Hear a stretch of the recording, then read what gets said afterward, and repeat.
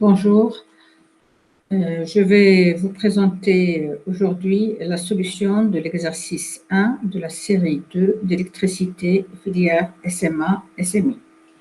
Alors, dans cet exercice, on considère un cylindre de rayon grand R, d'axe Z'-OZ, de H de hauteur infinie. Et ce cylindre porte une densité surfacique de charge sigma uniforme et positive. On place sur l'axe du cylindre un fil illimité de densité linéaire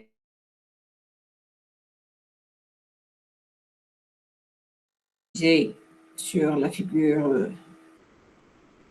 suivante.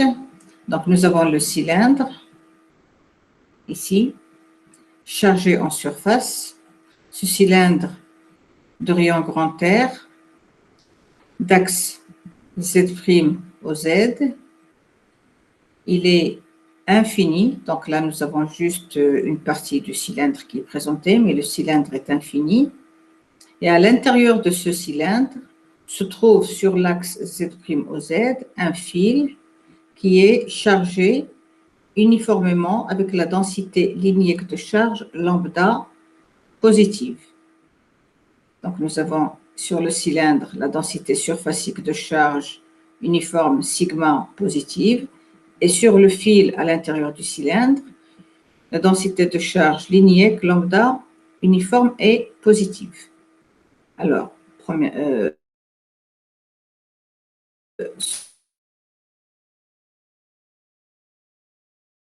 question, on nous demande de choisir une surface de Gauss convenable et indiquer les raisons de ce choix. Donc, cette distribution de charge qui contient la distribution linéaire portée par le fil placé sur Z'-OZ et la distribution surfacique placée sur le cylindre de rayon R et de hauteur infinie, cette distribution de charge a une symétrie cylindrique. Donc, le champ qui va être créé par cette distribution de charge en un point M de l'espace, qu'il soit ici ou à l'intérieur, ici, à l'extérieur ou à l'intérieur, cette distribution de charge va créer un champ électrostatique qui va être aussi calculé en coordonnées cylindriques et va dépendre des coordonnées R, qui est la distance du point où on calcule le champ à l'axe du cylindre, petit r égale module de OM, θ et Z. Donc, le champ électrostatique va avoir les composantes ER, Eθ, EZ. Par ailleurs, l'axe OM, ici, est un axe de symétrie pour la distribution. C'est un axe de symétrie. Donc, si on considère deux éléments symétriques par rapport à OM, que ce soit sur le fil chargé ou bien sur le cylindre chargé, si on considère deux éléments symétriques par rapport à OM, ces deux éléments symétriques vont créer en M des champs électrostatiques qui vont être aussi symétriques par rapport à OM. Et la résultante de ces deux champs créés par deux éléments symétriques par rapport à OM va donner une résultante selon OM. Donc, on dit que par raison de symétrie, le champ électrostatique OM est porté par OM.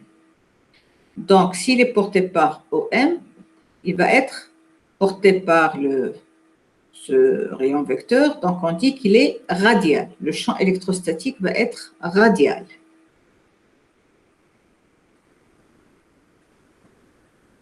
Alors, par ailleurs, toute translation de cette distribution suivant OZ ne va pas modifier le champ EM parce que la distribution est infinie, c'est-à-dire la hauteur du cylindre infinie, supposée être infinie, et la longueur du fil est également supposée être infinie. Donc, toute translation selon OZ ne va pas modifier le champ électrostatique E au point M.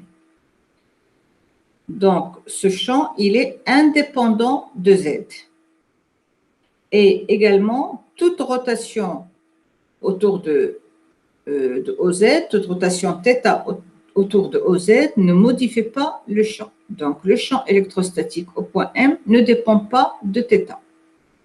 Donc, finalement, ce champ électrostatique au point M, EM, il ne dépend que de la variable R qui est égale à module de OM, c'est-à-dire la distance du point M à l'axe OZ, et il est radial, il est porté par le vecteur unitaire UR. Donc, les lignes de champ sont radiales, sont donc perpendiculaires à OZ, et les surfaces équipotentielles sont des cylindres coaxiaux, c'est-à-dire d'axe OZ, du même axe OZ, et de rayon petit r. Donc, le rayon petit r, c'est la distance du point M où on calcule le champ à l'axe OZ. On va donc choisir comme surface de Gauss un cylindre d'axe OZ et de rayon petit r égale module de OM. Ce cylindre va passer par le point M sur lequel on va calculer le champ, et ce cylindre va avoir des bases qui vont être fermées, les deux bases supérieures et inférieures. Donc, on va avoir une surface fermée de Gauss, qui est un cylindre fermé par les deux bases. Donc, deuxième question, on nous demande de calculer le champ électrostatique EM pour petit r inférieur au grand R et le rayon du cylindre d'axe OZ, en utilisant le théorème de Gauss. Donc, voici le schéma avec lequel on va travailler. Donc, le grand cylindre ici, c'est le cylindre chargé en surface. Et ici, c'est juste une partie du cylindre, parce que le cylindre, il est supposé être infini. Donc, on nous demande de calculer le champ au point M, tel que OM égale petit r inférieur strictement à grand R, qui est le rayon du cylindre. Donc, pour cela, on va considérer une surface de Gauss qui est un cylindre, de même axe que le cylindre chargé, un cylindre d'axe OZ, c'est le petit cylindre ici. Donc, ce cylindre, la paroi latérale va passer par le point M. Et donc, ce cylindre, il a deux bases qui vont avoir des surfaces S1 et S2, et une surface latérale de la paroi latérale, SL. Lorsqu'on applique le théorème de Gauss sur ce petit cylindre, on va avoir donc, bon, déjà je vais énoncer le théorème de Gauss. Le théorème de Gauss, qu'est-ce qu'il dit? Il dit que le flux du champ électrostatique E sur une surface fermée, donc elle est fermée, S, ici la surface fermée, c'est toute la surface de ce petit cylindre, avec les bases y compris, est égale à la somme des charges intérieures à cette surface de Gauss divisée par epsilon 0. Alors, dans le cas présent, petit r, on est dans le cas petit r inférieur à grand R. Donc, le calcul du flux pour la surface fermée considérée ici va être égal à phi égale double intégrale E scalaire ds appliquée sur les surfaces S1, la surface de la base ici, plus S2, la surface de la base en bas, plus SL, la surface de la paroi latérale. Donc, ce flux va être égal à la somme des flux du champ électrostatique E calculé à travers ces trois surfaces. Alors, pour les surfaces des bases, nous avons E scalaire ds sur la base 1, E scalaire ds, c'est le vecteur surface orienté. Il est orienté vers l'extérieur, donc le champ électrostatique E est le vecteur ds1 sont perpendiculaires. Donc, E scalaire ds1 est égal à 0. De même, ici, sur la base S2, en bas, le champ électrostatique il est perpendiculaire à OZ et ds2 il est orienté vers l'extérieur. Donc, E scalaire ds2 est égal à 0. Ils sont perpendiculaires. Donc, sur le flux du champ électrostatique sur les bases S1 et S2 est égal à 0 du fait que le champ électrostatique est perpendiculaire à ces surfaces orientées. Donc, ce flux la somme de ces deux flux est égale à 0. Il reste le flux du champ électrostatique à travers la surface latérale SL. Donc, ici, j'ai oublié le vecteur ds, le vecteur, la flèche.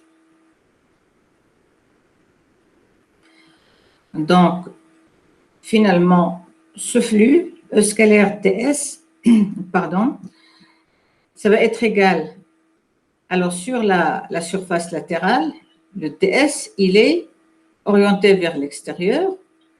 Donc, il est orienté vers l'extérieur. Il est donc parallèle à EM et de même sens que EM. Donc, EM scalaire ds ici sur la surface latérale est égal à module de E, module de ds, cosinus de 0 qui est égal à 1. Donc, finalement, le flux phi à travers la surface totale de Gauss, ça va être égal à ER, parce que E ne dépend que de la variable petit r radiale, ER, double intégrale de ds, cosinus ici de 0 est égal à 1. Alors là, j'intègre sur toute la paroi latérale, et là, le petit cylindre, il a une hauteur h, donc le périmètre du petit cylindre, c'est 2pi r, le périmètre de la surface de Gauss, 2pi petit r, où petit r est égal à module de OM, multiplié par h, ça c'est la surface de la paroi latérale de la surface de Gauss, fois ER. Donc ça c'est le flux, et ce flux va être égal à la somme des charges intérieures à la surface de Gauss, divisé par epsilon 0. Or, dans le cas où petit r est inférieur à grand R, nous avons ici les charges intérieures dans le cas présent. Il n'y a que la charge portée par le fil qui est intérieur à la surface de Gauss.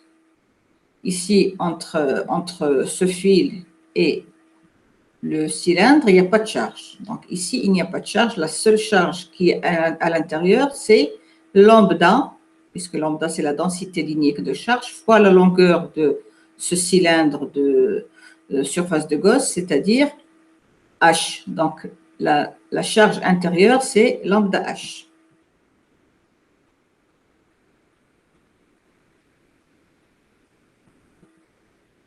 Donc, phi égale lambda h sur epsilon 0.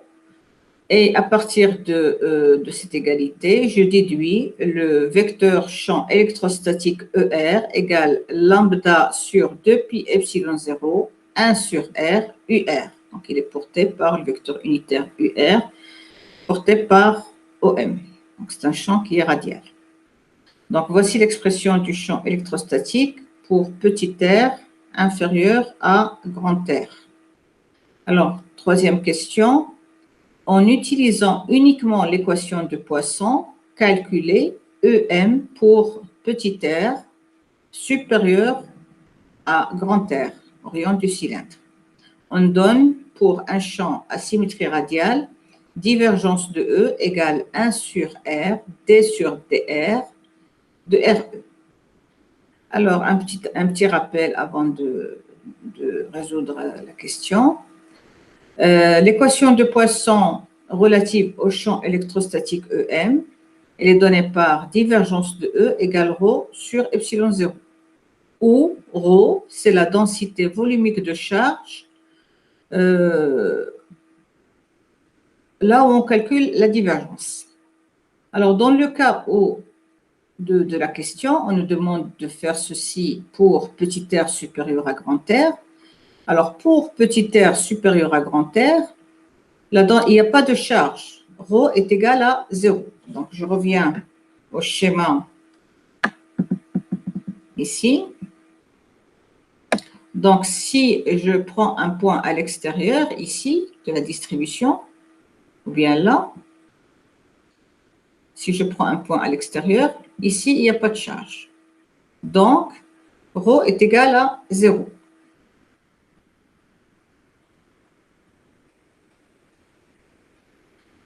Alors, lorsque je remplace rho égale à 0 dans l'équation de Poisson, je vais avoir divergence de E égale à 0. Et je considère l'équation de la divergence dans le cas d'une symétrie radiale.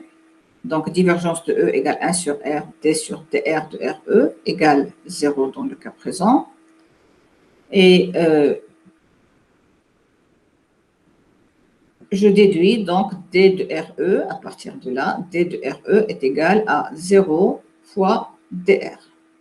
Donc, RE est égal à une constante. Et finalement, ER, E de R, qui ne dépend que de la variable R, est égal à une constante sur R. Alors, il faut calculer la constante. Alors, cette constante va être calculée en utilisant l'expression de la discontinuité du champ à la traversée d'une surface chargée avec la densité surfacique de charge sigma. Ici, la surface chargée, qu'il faut considérer bien entendu, c'est le cylindre. Le cylindre qui sépare l'extérieur de la distribution à l'intérieur de la distribution constituée par le cylindre et le fil chargé. Alors, cette discontinuité, elle va être donnée par ER+, c'est-à-dire à droite du cylindre. À droite du cylindre, le champ électrostatique va être égal à constante sur R. Et à gauche, ER-, le champ va être donné par l'expression du champ qu'on a obtenue ici en haut, pour R inférieur à grand R, c'est-à-dire R-. Donc, il va être donné par cette quantité en remplaçant ici petit r par grand R. Alors, cette différence de champ électrostatique calculé à droite et à gauche de grand R va être égale à sigma sur epsilon 0. Puisque sigma, c'est la densité surfacique de charge placée sur la surface qui sépare à droite et à gauche de grand R. Donc, en remplaçant ER plus et ER- par leurs expressions, on déduit l'expression de la constante qui va être égale à sigma R sur epsilon 0 plus lambda sur 2 pi epsilon 0. Donc, ensuite, on reprend cette expression de la constante qu'on va placer dans l'expression de ER pour petit r supérieur à grand R. Et on trouve finalement, pour l'expression du champ électrostatique ER, E de R pour petit r supérieur à grand R, c'est égal à lambda sur 2 pi epsilon 0 plus sigma grand R sur epsilon 0 multiplié par 1 sur R. Donc, il évolue en 1 sur R. Alors, quatrième question, on nous demande de calculer la valeur du champ E en R, en grand R, c'est-à-dire sur la surface du cylindre. Alors, sur la surface du cylindre, comme on vient de voir, pour petit r égale grand R,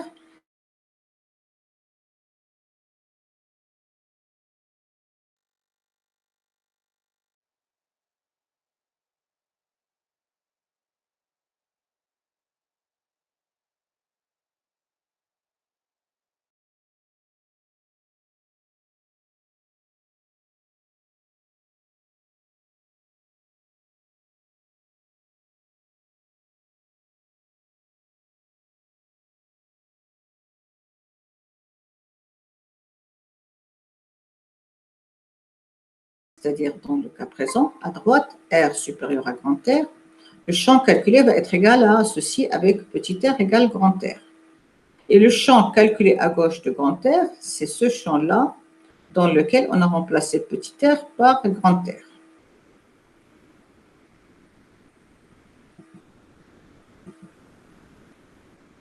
Finalement, le champ électrostatique en petit r égale grand R va être égal à sigma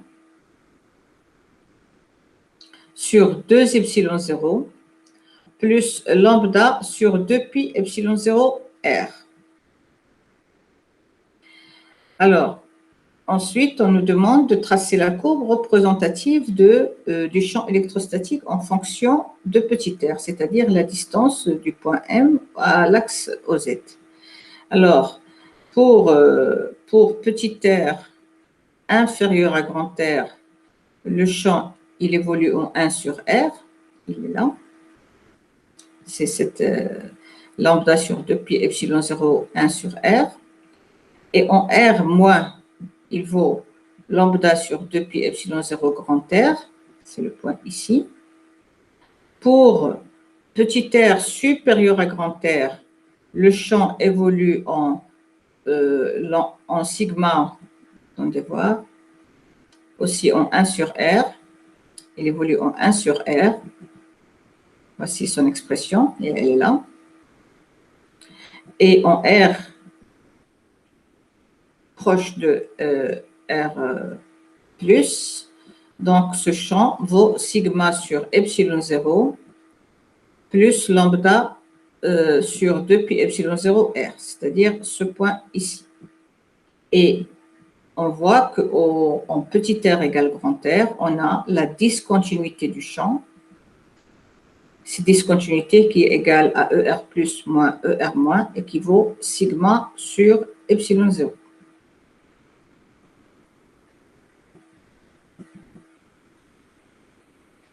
Pardon.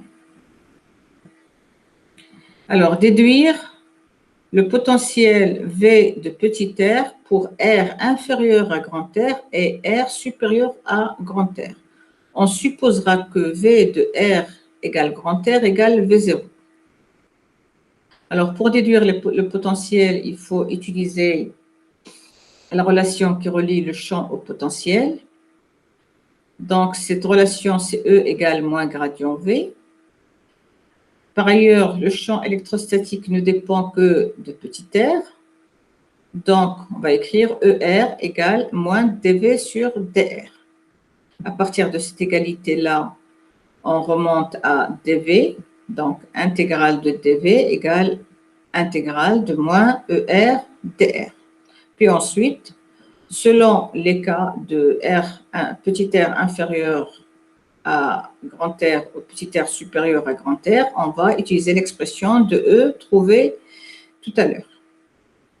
Donc, ici, le potentiel est une fonction continue. On va raisonner avec des inégalités inférieures ou égales, ou supérieures ou égales. Alors, si R est inférieur ou égal à grand R, donc on va remplacer ER par son expression, qui est lambda sur 2 pi epsilon 0, 1 sur R, et on va intégrer cette expression-là. Ensuite, on obtient V de R égale moins lambda sur 2 pi epsilon 0 logarithme népérien de R plus une constante 1. Nous allons déterminer la constante 1 en utilisant la valeur du potentiel V en grand R donné dans l'énoncé. V en grand R, c'est égal à V0. Donc, V en grand R, je remplace ici petit r par grand R et je déduis l'expression de la constante à partir de cette égalité. Donc, la constante 1, c'est égal à V0 plus lambda sur 2 pi epsilon 0, logarithme népérien de grand R. Donc, je remplace l'expression de la constante dans l'écriture du potentiel V de R pour R inférieur ou égal à grand R. Et on obtient finalement V de R dans ce cas-là, c'est égal à lambda sur 2 pi epsilon 0, logarithme népérien de grand R sur petit r plus V0. Alors, de même, dans le cas où petit r est supérieur ou égal à grand R, donc je je considère toujours la relation intégrale de dv égale intégrale de moins ER dr et je remplace ER par son expression dans le cas où petit r est supérieur ou égal à grand R. C'est-à-dire l'expression qui est ici, que nous allons intégrer et on obtient finalement V de R, dans le cas présent, égale moins sigma R sur epsilon 0 plus lambda sur 2pi epsilon 0, logarithme népérien de petit r plus une constante 2 d'intégration. Il faut déterminer en utilisant toujours l'égalité V de grand R égale V0. Donc, en utilisant cette égalité, V de grand R égale V0, et V de grand R, donc ici je remplace petit r par grand R, est égal à ceci. Donc, je peux calculer la constante à partir de cette double égalité et j'obtiens ma constante qui est donnée par cette expression, que je remplace ensuite dans l'expression de V de R, qui est là, et j'obtiens finalement V de petit r dans le cas où petit r est supérieur ou égal à R2, c'est égal à sigma r sur epsilon 0 plus lambda sur 2pi epsilon 0, logarithme de r sur petit r plus V0.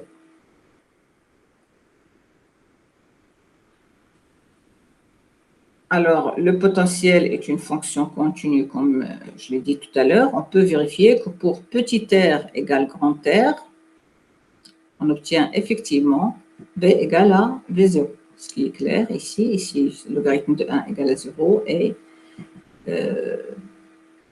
là, de même, le logarithme de 1 égale à 0, donc V de R égale à V0. Donc, voilà pour l'exercice 1.